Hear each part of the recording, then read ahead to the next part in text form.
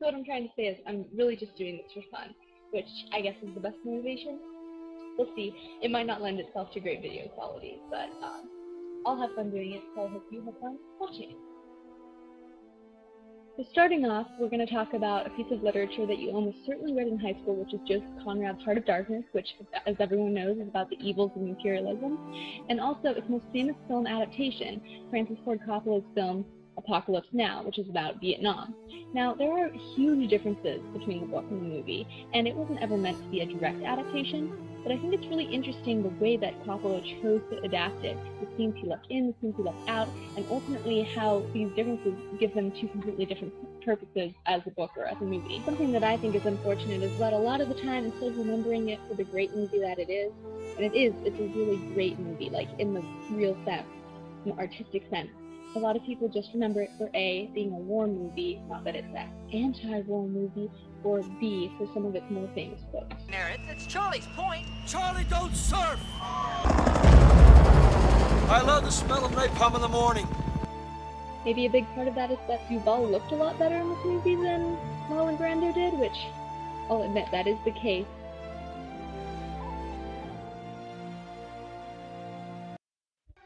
This is a really important scene thematically. It shows the callousness of a lot of soldiers like Kilgore who just go in and are ready to kill anyone just to get what they want. And it shows the ultimate pointlessness of Vietnam. Not saying the entire war was pointless, we can debate that later, but just the fact that people didn't know what they were doing there. They were being forced to go. And that's a big difference from in Heart of Darkness, where everyone who's in Africa, who is a colonist or is working for a company, they elected to go there. They're there to get rich. They're not there because their government is forcing them to. So this brings up a big difference between the two, actually, and I think it affects the ultimate difference in their themes. But before I get too far ahead of myself, I think it's time to lay out the general plot of Heart of Darkness and then Apocalypse Now. Heart of Darkness is about a sailor named Marlowe, who is actually more of a wanderer, as Conrad points out. He's not sedentary, he doesn't stay on his ship, he wants to explore and discover. And what he's always been fascinated by are the blank spaces on the map.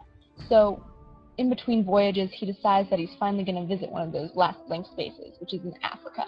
And so he gets a job with some company, never named, through a relative, and decides to go deep into the heart of darkness, so to speak. He gets a job piloting a steamboat that will be going up the Congo River, and so the story starts with him beginning his voyage to get to the first outpost where his boat will be taking off from. But even getting to his steamship is no cakewalk at all.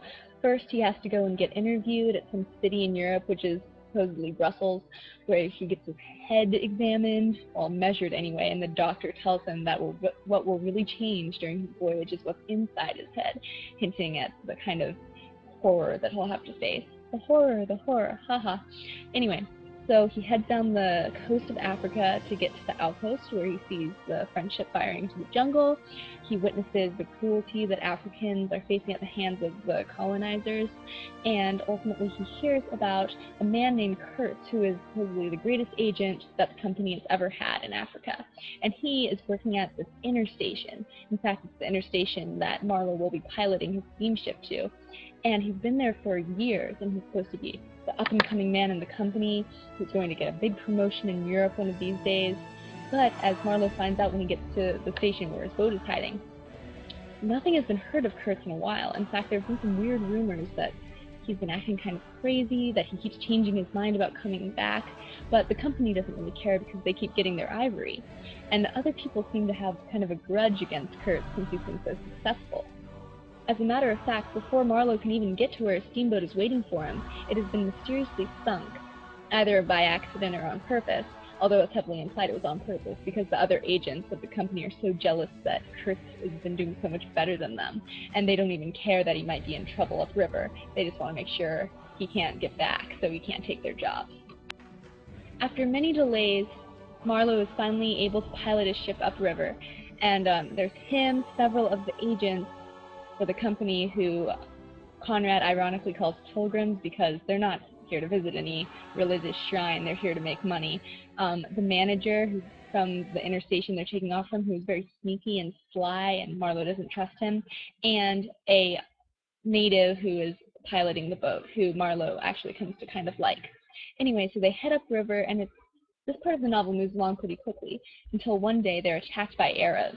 And at first the arrows are pretty ineffective, but a spear comes and kills the pilot, who Marlowe has to toss overboard so none of the cannibal crewmen will eat him, which is pretty brutal. Okay, I'm super sorry, but I'm gonna limp out. This was kind of an ambitious project for my very first video of this kind, and I realize that now. Hopefully years from now I'll look back and laugh and say, wow, I was really stupid. Why didn't I start with, I don't know, Thumbelina or something dumb?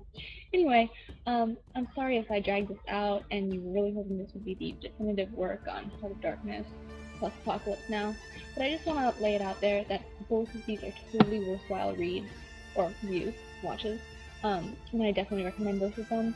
I'm really sorry that I'm not finishing this the way I should. Maybe, like I said, maybe down the line I'll come back and re-edit it and make it the greatness that it could be. Anyway, thanks a lot. Bye.